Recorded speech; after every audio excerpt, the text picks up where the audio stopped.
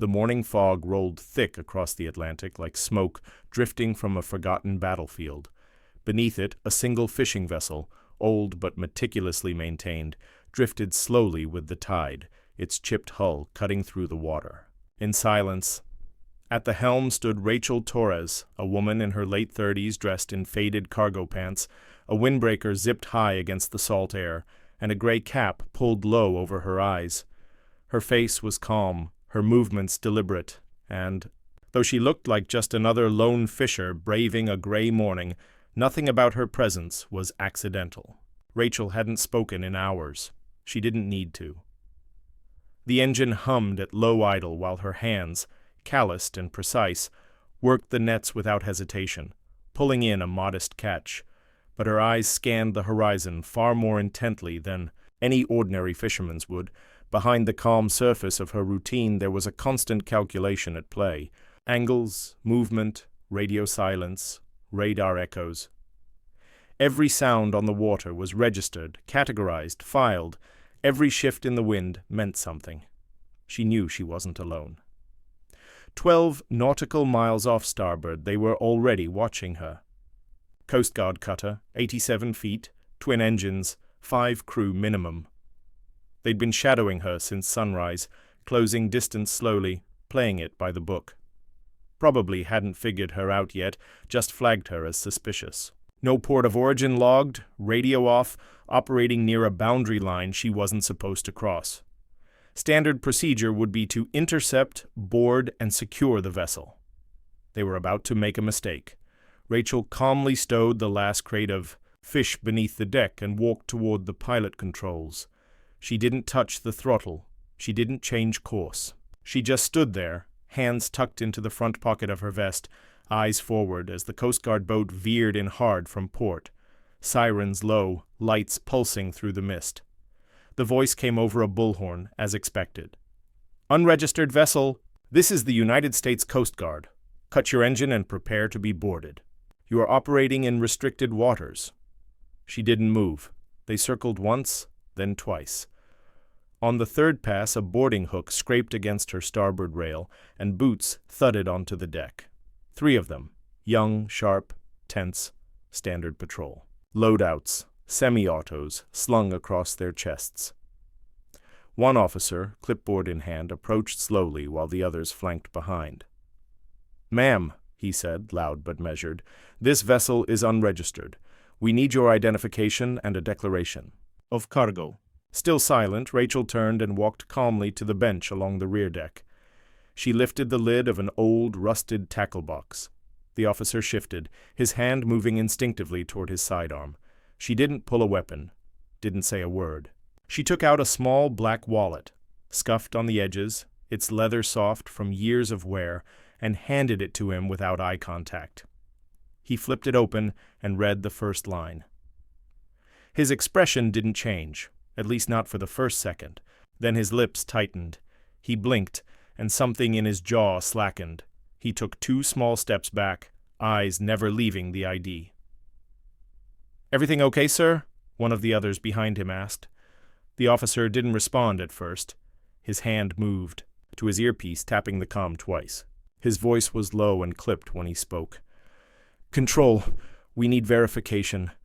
This is not a civilian." Silence, then a response that only he could hear. He straightened, nodded once, and turned to the others. "Stand down. Return to vessel now." "But," one started, confused, "that's an order." They backed off fast. No questions asked. Rachel took her ID back without a word, tucked it away, and returned to the nets as if none of it had happened. The patrol boat idled for a few more seconds, then reversed course, disappearing into the fog they'd come from. She knew they wouldn't file a report. Not officially, and even if they did, her name would be redacted before it reached a keyboard. Because Rachel Torres had once been Tier 1, because missions with her name on them didn't exist in any system, and because some ghosts weren't meant to be boarded by Coast Guard patrols who didn't understand the weight of silence. By the time the Coast Guard vessel faded into the horizon, the ocean had already swallowed its wake. Rachel remained motionless. At the helm, one hand resting on the throttle, her gaze fixed not on the waves ahead but on the far edge of a map etched into her mind. She didn't relax. She never did. Not truly, not even now, years after her final deployment. That ID they'd seen wasn't just a relic, it was a tether to a life she'd left behind, or at least tried to. But ghosts had their own way of resurfacing, and the silence that followed her everywhere was never empty. Below deck, Rachel's hands moved with the same precision she once used disassembling suppressed carbines in the dead of night. She cleaned. The catch ran diagnostics on the engine, rechecked the GPS, even though she wasn't really tracking fish. She hadn't been for weeks. That wasn't what this trip was about. The fishing boat, the outdated comms, the old nets, they were all camouflage, just like the name she gave at every port. Marie Holt, born in Maryland, ex-Navy supply tech turned full-time loner. The story was watertight, and no one questioned. A woman in a rusted boat with calloused hands and quiet eyes, especially not one who never asked for help and paid everything in cash. The cabin smelled of diesel and salt. A stack of military rations sat unopened near the berth, and a waterproof tablet blinked softly from its cradle, its signal weak but still tethered to a secured satellite line. No emails, no pings, just a silent login from an untraceable account that hadn't been touched in 47 days. She scanned the encrypted channel once more, her fingers pausing on a message flagged in amber, a fragment cut mid-sentence. No coordinates, just a name and a frequency she recognized from years ago. It was enough. She shut the tablet, locked it in the steel case under the bunk, and leaned back, closing her eyes for a moment that felt heavier than the ocean itself. She had told herself this trip was just a precaution, a chance to be near but invisible, close enough to listen but not engage. But the moment they boarded her boat, young, arrogant, untrained in the kinds of silences that kill, she knew her. Margin had vanished.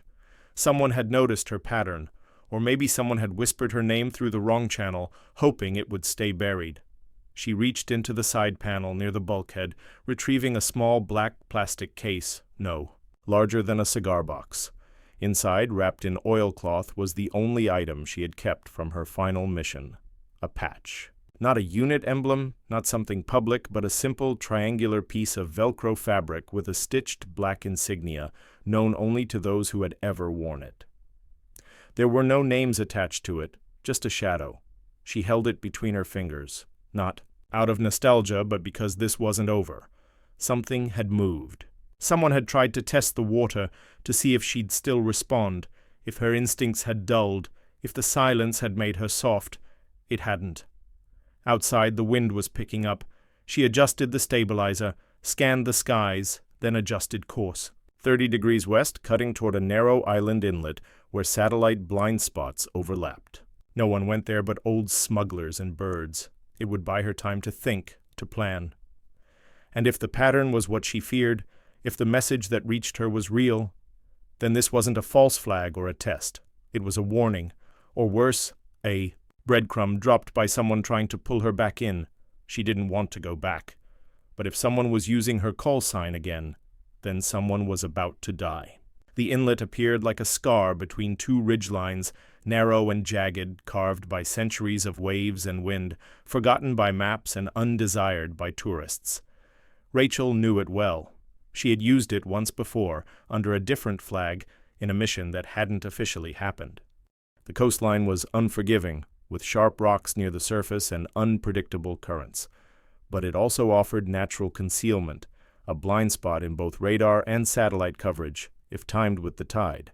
She didn't need a chart to find her way in. She could feel the shift of the boat beneath her feet, the pulse of the water changing like breath held between heartbeats. She navigated the approach at low speed, cutting the engine completely 200 meters from the cove's edge.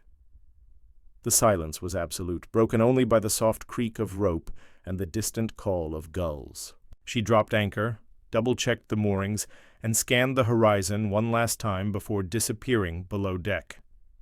Inside, the temperature was cool and dry. She opened the case beneath the bunk again, this time retrieving a different device, a compact matte black satellite unit the size of a shoebox With no brand, no model number, and no serial code, it powered on with a low hum, then blinked once. No signal yet. She flipped the lid on a tin embedded inside the compartment and pulled out what looked like an old wristwatch, worn but clean, with a cracked screen and a blacked-out face. It wasn't a timepiece. It was a decryptor. The watch synced with the SAT unit, and a low-pitched beep vibrated through the metal casing as encrypted data slowly decrypted, line by line, revealing an ops code, familiar, obsolete, but not random. Then the file opened. It was short. One image, a grainy still from an infrared drone feed, time-stamped 5 days earlier, showing a compound near the border of Turkmenistan. Buildings partially obscured, heat signatures moving in and out. At you. First glance, it looked like any tactical surveillance capture. But then she zoomed in to the corner of the image. A shadow behind a wall. A figure moving with posture she recognized instantly, not because of how he walked, but because of what he wore. The patch, that same insignia. The same one sitting. In her pocket now. It was impossible. That patch belonged to a black program that had been dissolved, erased. They weren't supposed to exist anymore. Her unit had been disbanded after the last operation went bad, officially due to irrecoverable operational compromise. In reality, someone had pulled the plug when the asset extraction went sideways, and 4 members never made it out. But the man in this feed, she knew him. Cain, the last person she ever saw before command, went dark. He was either dead or worse, turned. But if he was alive and wearing that insignia again, it meant one thing. Someone had reactivated what never should have been reassembled, and they were using her identity, or what was left of it, as a cover. The decrypted transmission had only one message embedded under the image. They're testing for ghosts. We need fire. Rachel leaned back against the bulkhead. The silence. Deafening. The room seemed smaller. The weight of old decisions crept in through the seams of the walls. She had buried this life, earned her exit, made peace with the names she couldn't save. But this wasn't about guilt anymore. It was about misuse. Someone had taken the shadow of what she once was and twisted it into a weapon again. She wouldn't allow that. Not under her name.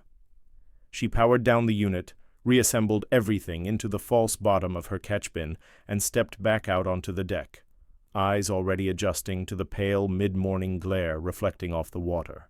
Her fingers drummed against the railing with controlled tension. The message was clear. Come back, or they'll keep pushing until they resurrect something she was never meant to become again. And if she didn't act first, others would bleed for it.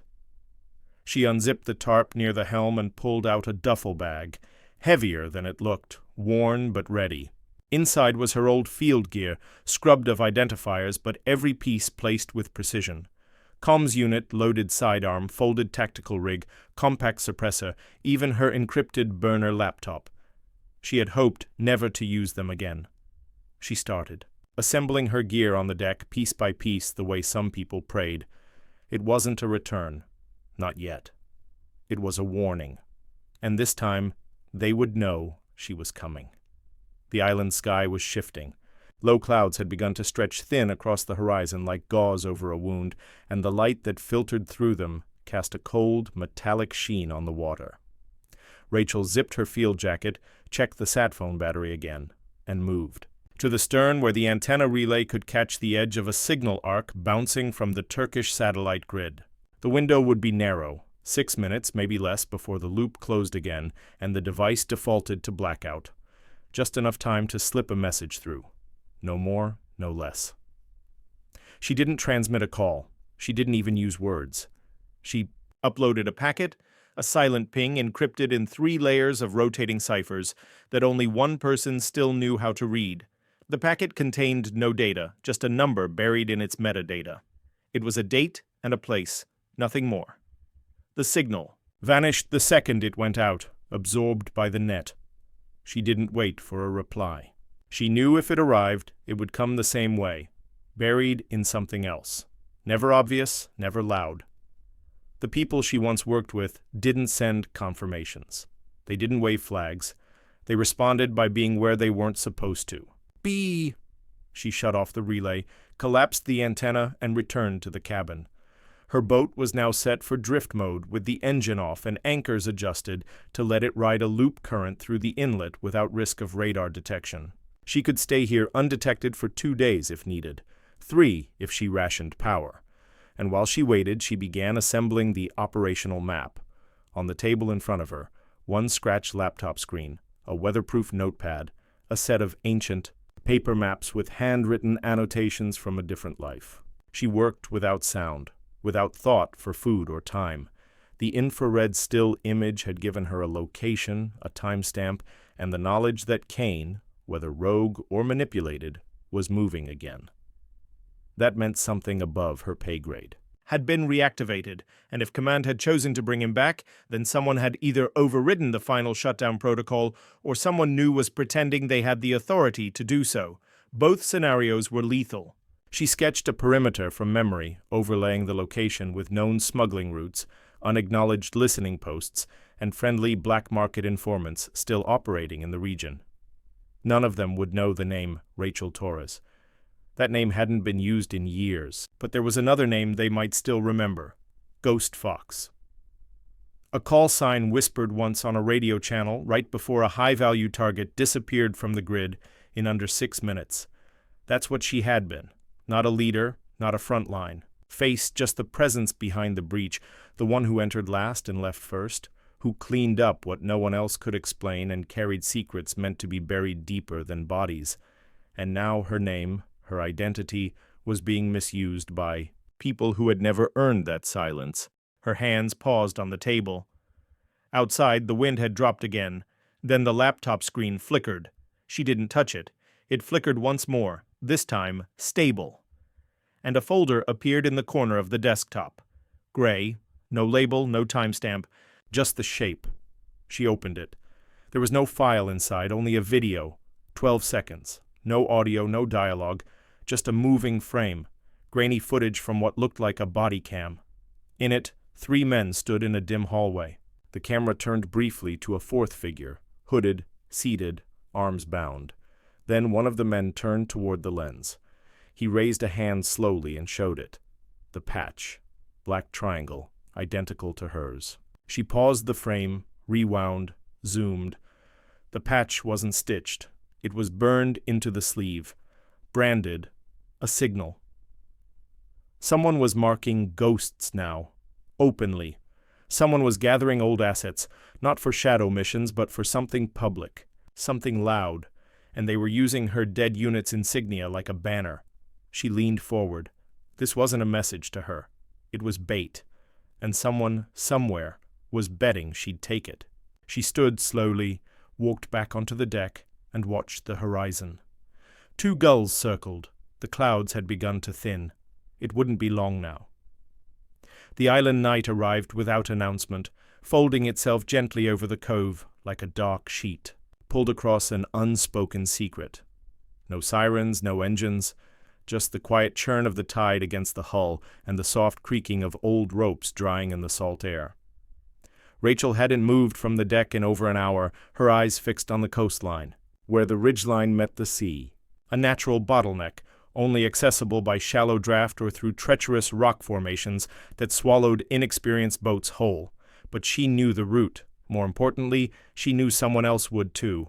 At 22:13, the first signal arrived. Not on the sat phone, not on her laptop, but in the water itself.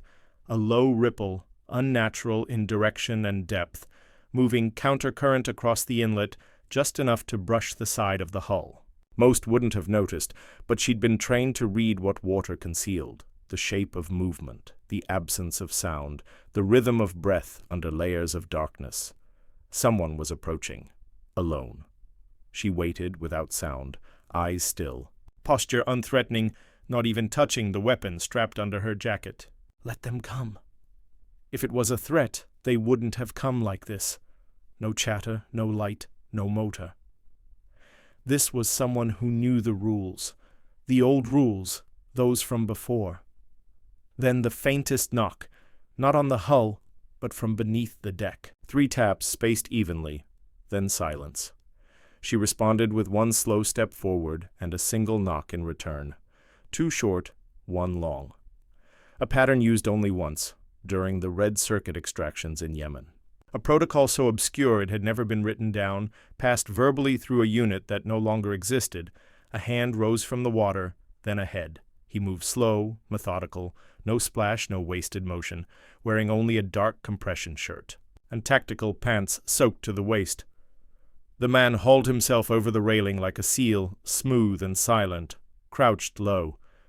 Rachel didn't move. Her eyes adjusted fast, and in the moonlight she caught the edge of his jawline, the tight curve of his shoulders, and the unmistakable old scar that ran from beneath his left ear to the base of his collarbone. A shrapnel cut from Fallujah. She exhaled once, silent. He stood, not straight, but at an angle, always watching the space behind her, behind him, everywhere at once. Still wired, like her, still aware. "Rachel," he said, barely above a whisper, his voice untouched by time. She nodded once, no smile, no small talk. "How deep are you?" she asked quietly. "Up to the teeth," he replied, "but I'm clean." She motioned toward the cabin, and the two descended without a word. Inside, the air was dense with the faint smell of electronics and steel. He took a seat near the nav table, eyes scanning the open laptop, then the empty case beneath it. "You got the feed?" he said. "Yes." "And you saw him?" "Yes." Marcus leaned back, running a wet hand over his close-cropped hair, then exhaled slow and heavy, like a diver breaking the surface after a deep descent. "They've put a bounty on Cain," he said. "Unofficial but real. Ghost unit remnants are being flushed. He went off-grid 6 weeks ago after an asset breach in Balochistan. 2 ex-intel handlers dead, 3rd one vanished. All 3 used your protocols." Rachel didn't flinch. "So they're making it look like I resurfaced." "They're not just making it look that way," he said. "They want it to happen. They want you to come back. Not for rescue, for containment. Or sacrifice." She turned toward the encrypted board near the comms panel, flipped a switch that disconnected the cabin from all external frequency fields, and then looked at him. "And you?" "I left," he said. 3 years ago. Got too quiet. Too many clean names showing up dirty. They tried to bring me in last week. I ran." She studied him for a second longer, then slid a canteen across the table. He drank without pause. "You still move like one of us," she said. "I still bleed like one of us." Silence, heavy. Then she opened the map, pointed to the heat signature compound. "He's here, or was." Marcus frowned. "Then it's worse than I thought." "How many are left?" she asked. 4, he answered. "That we know of, scattered. Some in hiding. 1 went civilian. The rest, probably ghosts for real. If Cain's moving, he's not alone, and they're building something. Reconstructing a shadow unit under new directives with your face on it." She said nothing for a long moment. Then, finally, "I'm going back." Marcus nodded, but his eyes tightened. "You do that, they'll all know. The second you hit a live node, they'll mark you as operational again." "Good," she said, standing. "Let them." She looked down at the duffel bag beside her chair, still half unzipped, still untouched since the night before. "Because the next time they try to steal something," she murmured, "they'll learn exactly who I am." They left at 03 the Zas, when the moonlight thinned just enough for shadows to stretch without betraying movement. The raft was silent. Matte black, no motor, only paddles and muscle memory. Marcus took the lead, navigating through the jagged reef breaks like a ghost, his breathing steady, eyes locked on the ridgeline that barely rose from the horizon. Rachel followed without sound, her eyes on the sky, counting stars and calculating. Windows between satellite sweeps. Every 12 minutes a surveillance net passed overhead, infrared, heat-seeking, not military but privatized, leased to unknown clients with clearances too clean to be real. They moved between those eyes, slipping. under the wire like shadows that never learned how to die. By 0346 they reached the drop point, a cleft in the rock barely wide enough for the raft, a place once used by narco boats and forgotten now by every coast but hers. Rachel scanned the shoreline through a thermal scope. No heat blooms, no pulses, no signals. That didn't mean it was clear. They abandoned the raft and climbed 40 vertical meters through limestone and dead roots, boots never scraping, breath controlled. Rachel's body moved like a mechanism returning to factory precision. Every limb recalled what it had once been, trained to forget. She hadn't climbed this fast in years, but the muscle remembered. More than that, the silence remembered. At the top, the ridge opened into an old trail, a footpath now overgrown but still following the contour of the slope. Beyond it, nestled between rock and jungle, lay the compound. Low walls, corrugated roofs, antenna arrays disguised as weather stations. There were 6 guards outside, none in standard formation. Not soldiers, contractors maybe, hired eyes. Their posture was lazy, untrained, but their rifles weren't. She lay flat and watched. Marcus checked his feed, an offline schematic he had built from memory and guesswork based on the compound's electrical layout and generator cycles. They would have 30 seconds between rotation intervals where the southern blind spot opened. Just 30, no retrees. Rachel nodded once. They moved down the slope, low, tight to the earth. Hands brushing grass, knives unsheathed not for use but for silence. At the 20-second mark, they breached the fence. Not by cutting, but by slipping through the base joint where the weld had cracked from years of salt and rust. Inside, she followed the scent of fuel and lithium, the low hum of batteries cycling under load. She knew the sound of a makeshift war room even buried under camouflage netting and civilian noise. The door was unguarded. That was the first mistake. She opened it without sound. Inside, 2 monitors, 3 men, 1 woman, no uniforms, just laptops, data packets, a wall of photographs. But her eyes went straight to the center image. Grainy, zoomed from a satellite still. It was her. No date, no source, just her face locked in mid-turn, eyes not looking at the camera but slightly above it. Someone had captured that frame deliberately. Marcus moved in behind her, froze. One of the men looked up. Too late. Rachel crossed the distance in 5 steps and pinned him to the wall before his breath even caught in his throat. No scream, no fight, just pressure at the neck and a whispered command. Explain. He didn't. She didn't ask twice. Marcus pulled data from the drive while she scanned the rest. One phrase kept repeating across all terminals. Shadow cell reactivation. Protocol 7A. She stopped cold. Reactivation 7A was classified. It was the final fallback measure for dead units, a protocol meant for catastrophic intelligence breaches or the uncontrolled release of embedded operators. Operators like her. They weren't tracking her. They were copying her, replicating the exact route, the exact legend, the identity construct she had spent years burying, down to the photo, the silence, the myth of the ghost who never failed. They were building a false Rachel Torres, and someone had already believed it. She didn't speak. She took the drive, slipped it into the casing on her vest, and dropped a flashburn charge on the floor. Marcus gave a 3 count. They exited before. The flame bloomed. Behind them, the compound's central node disintegrated into white heat, erasing faces, files, and the thin digital trail someone had left open long enough for her to follow. As the fire climbed the sky, she turned once, watching the flame consume the lie. If they wanted the legend, they just triggered the real one. They didn't speak until they reached the outer inlet again, this time under a moonless sky, thick with smoke and data fragments still smoldering behind them. Marcus rode in silence, glancing back only once to confirm the second ignition. Rachel watched the coastline vanish, the compound reduced to a silhouette of embers swallowed by jungle and felt nothing, not pride, not regret, only the cold certainty that someone else would still be watching, somewhere higher, somewhere cleaner, where names were spoken in sealed rooms and files were never deleted but buried under deeper layers of clearance. At 0542, the tablet came alive, not with an alert but with a signal. A direct access ping on the frequency she had locked 2 years prior. A ghost channel, retired, burned, never to be used again, unless the impossible happened. She stared at it for 3 full seconds before responding. The screen blinked once, then filled with a single line of text. "Return to fallback, Protocol 7A override, your presence is required." She didn't answer.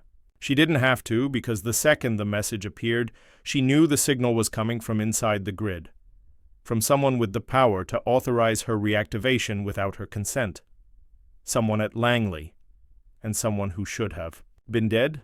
Marcus didn't ask, he didn't need to. He just turned the boat west, adjusted the heading by 2 degrees, and dropped speed.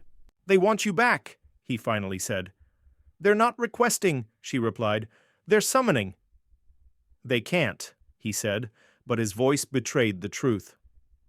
"They could. Under Protocol 7A, any remaining embedded field asset could be reactivated if deemed critical to national recovery. It was meant for wartime. But this wasn't war, not officially, and yet everything around her told a different story. The compound, the impersonation, the baiting of her identity, the deployment of a dormant command chain. They weren't just trying to pull her back in. They were trying to erase the version of her that had walked away. By 07 Sabugati, they reached a refueling outpost camouflaged as a research buoy, one of the few stations still running off old Cold War architecture. Rachel keyed the access manually, bypassing the new biometric layer they had installed sometime in the last 6 months. Inside, it smelled of rust and algae and secrets never spoken aloud. Marcus powered up the secondary comms unit while Rachel accessed the backup feed stored in the buoy's core drive. The moment the satellite lock engaged, 2 files appeared, both encrypted under her old sigil. One was marked Cain Live, the other Command Relay. Osiris. She chose the second. A video, static at first, then a figure. Clean-shaven, crisp uniform, not military intelligence, but not from any branch she recognized. He didn't say her name, didn't need to.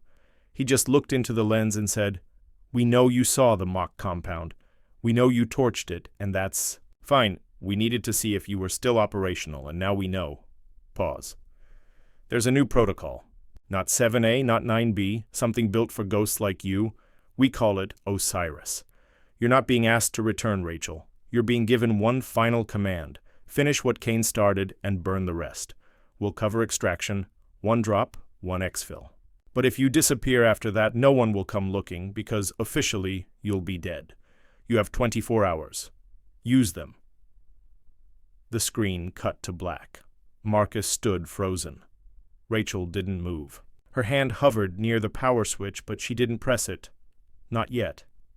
Cain, the only man who'd ever outranked her in the field, the one who had trained her when she first walked into a unit that didn't exist, with objectives that couldn't be written and missions that always ended in silence.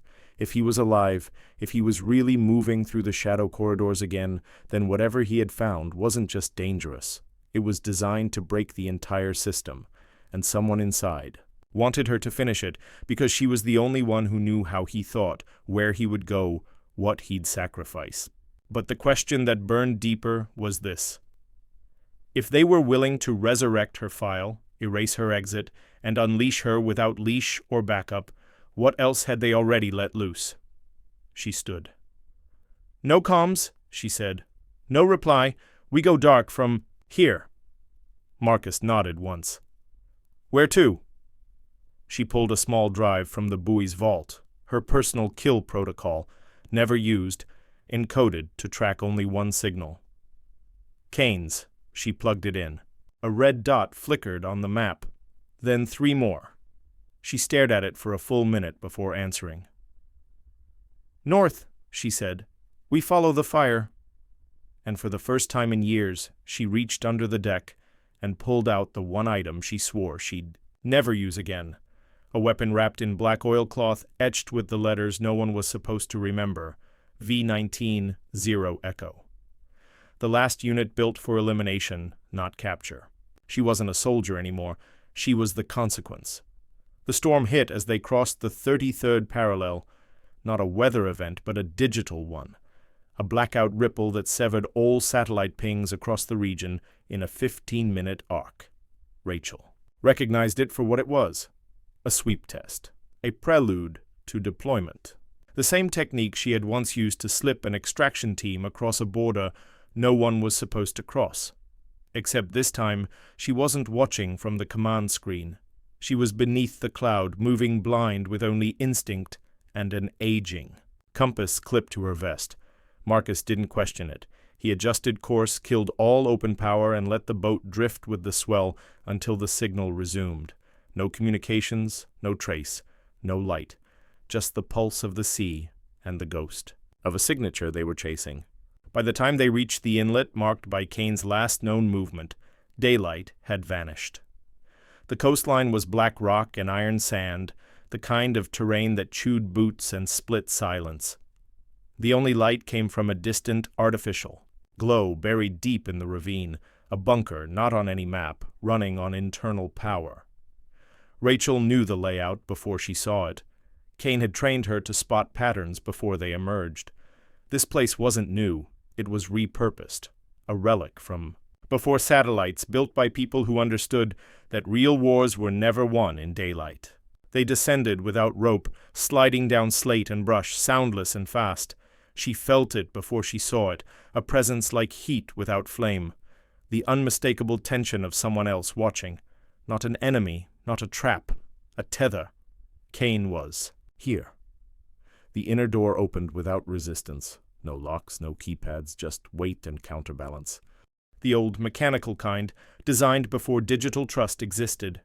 The air inside was cold, bone-dry, recycled for years.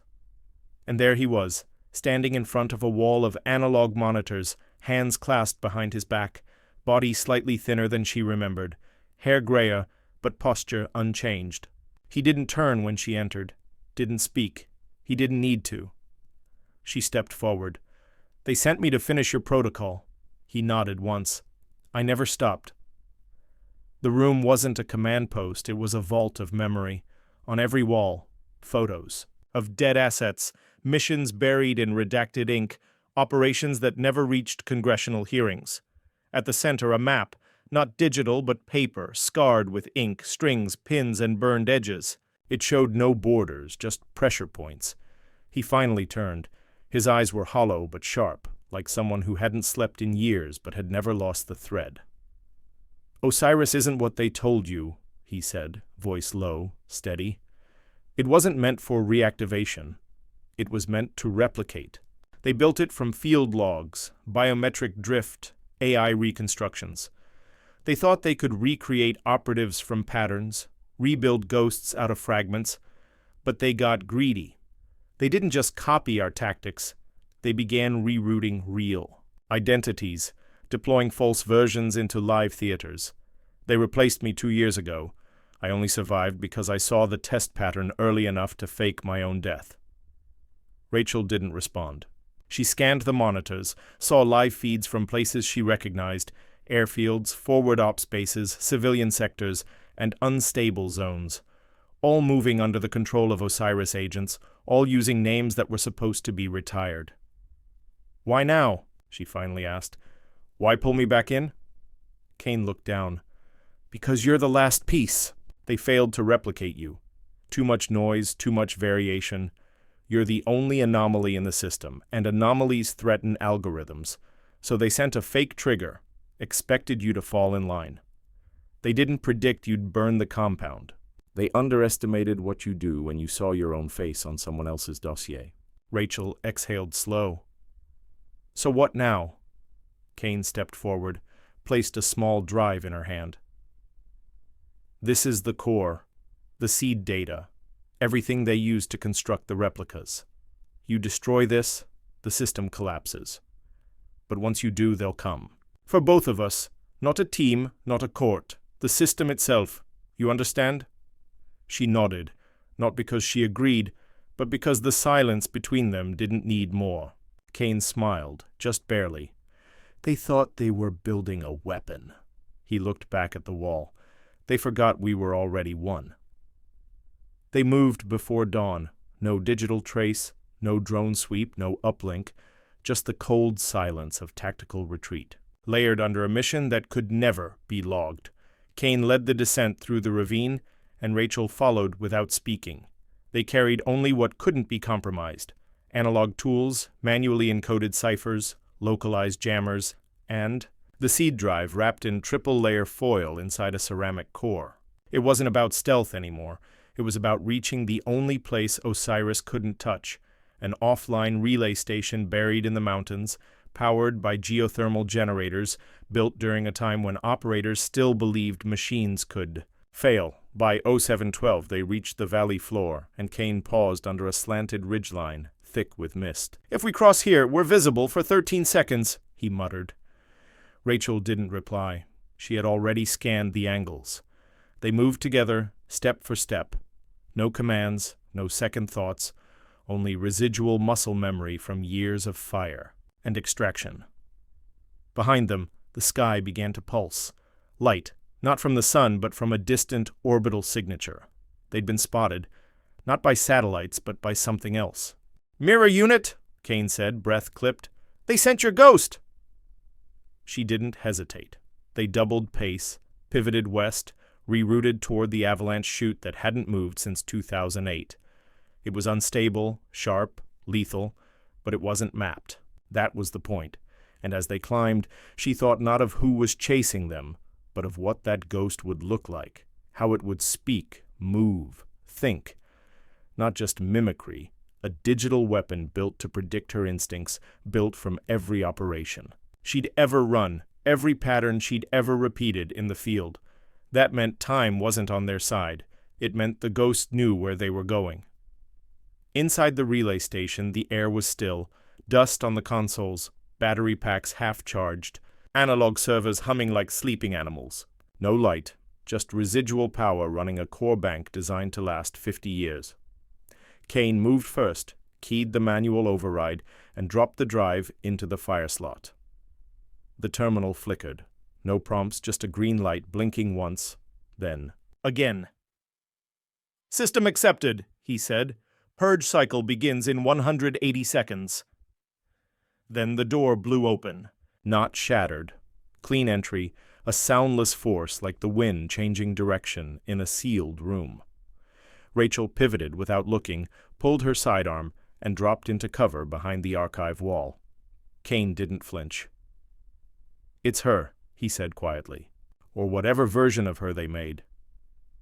Across the room, a silhouette stepped forward. Same height, same posture, the same way of shifting weight to the back foot like she used to do when she calculated risk. But the face was off, too still.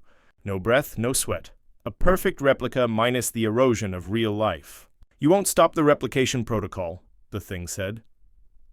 Its voice matched hers exactly but lacked tempo, rhythm, fracture. "You've already lost operational integrity. You are obsolete." Cain raised his weapon, didn't fire. "Tell them the human model still bites," the replica turned its head. "You taught us well. Unfortunately, you made her predictable." That's when Rachel stepped into the open. She didn't aim. She didn't speak. She just moved. A single dash diagonal, low enough to break the line of fire, close the distance, and deliver a strike the replica couldn't predict. Not because it wasn't programmed for combat, but because it wasn't programmed for improvisation born from trauma. Her elbow cracked the thing's jaw. It staggered. Cain fired 3 rounds into the chest. No effect. Kevlar reinforced. Rachel didn't break momentum. She grabbed a flare rod from her belt, sparked it mid-motion, and jammed it under the chin of the replica. The magnesium flame ignited instantly, melting synthetic tissue, burning sensors, forcing the construct to reel backward, arms flailing in precision-coded chaos. Cain dragged her behind the server rack as the purge countdown reached 15. The replica, still burning, tried to override the system, but it was analog. There was nothing to override. At 0, the relay station erupted, not with an explosion, but with a silent digital implosion, a cascade of purged cores, collapsed structures, and memory shreds that could never be retrieved. Osiris lost its foundation. The seed was gone. The ghost collapsed in the corner, its eyes still tracked, its mouth moved without words. Then it stopped. Rachel sat against the wall, breathing hard, not from fear or exhaustion, but from the weight of having finally killed herself, or at least the version they thought they could control. Cain stood, handed her a comm unit. "It's done, but they'll know." She nodded. "Then we disappear." He held her gaze for a long moment. "You sure about that?" "No," she said, "but I'm done being copied." The silence that followed wasn't peace. It was absence, of interference, of noise, of signal. Outside the relay station, the sun had begun to rise behind a veil of ash and fog. Its light struggled to penetrate the clouds now laced with the aftershock of a digital collapse. Cain checked the analog radio. Nothing. Not static, not jamming, just nothing. A dead zone, like the world beyond, had paused, recalculating the loss of its ghost network. Rachel sat with her back to the generator wall, blood drying under her. Sleeve, not from the replica's strike, because it never landed a clean one, but from the recoil of burning it alive. Her hands smelled of carbon and magnesium. Her pulse had steadied, but the adrenaline had not left her. "Any fallback?" she asked quietly, voice low from hours of strain. Cain shook his head. "No drone traces, no movement from orbit. It's not that they don't see us. It's that they don't know what to do next." She stood slowly, knees stiff from crouching so long. "Then it worked." "It worked," he said, "but they'll recover." She didn't need to hear that. She knew it. Systems like Osiris weren't built on code alone. They were grown, fed by behaviors, decisions, patterns. The data would regrow somewhere, slower, different, but inevitable. The only thing they'd bought was time and a window. Cain placed a palm over the old comm relay's power core. "There's one shot left. We can send one analog signal. No trace, no copy. One burst, scrambled and bounced through 3 weather satellites." "To who?" she asked. "To the one you didn't burn."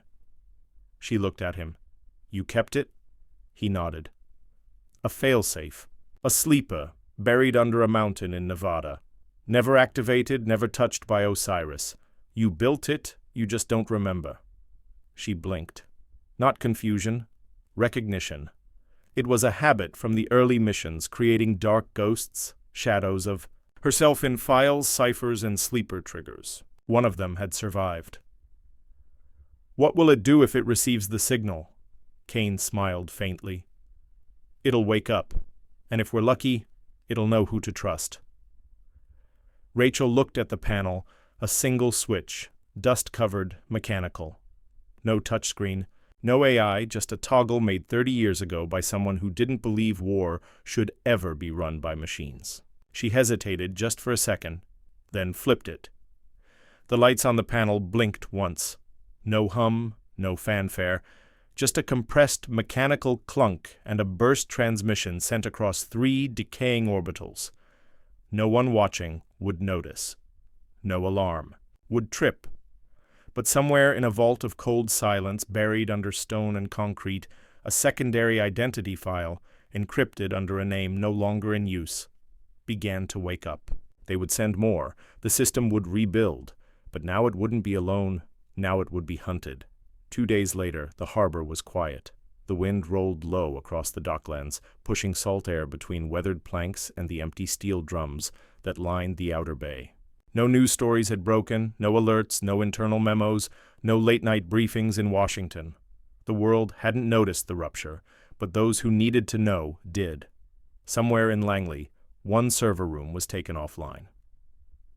In Fort Meade, a low-level analyst was reassigned, and in a small airbase in Nevada, a dormant terminal lit up for the first time in 17 years. Rachel didn't wait to see it. She moved like a ghost through the marina, a civilian jacket over a sun-faded shirt, hair tied back, boots scuffed by sand and concrete. The fishing boat looked like any other. Old hull, patched frame, long-haul nets. But the inside had been cleared. No weapons, no gear, no signs of the woman she used to be. Only a small photo taped to the back of the wheel panel, a coastline at dusk, 2 figures silhouetted on the rocks, one kneeling with a scoped rifle, the other watching the ocean. Cain had gone inland, heading toward a border that no longer mattered. She didn't ask where. The Coast Guard patrols didn't bother her now. One of their own had seen the ID, and that was enough. Not for paperwork, not for protocol, but for silence. The kind that covers things too large for reports and too strange for memory. She untied the lines herself, checked the engine, turned the ignition. No ceremony, no farewell.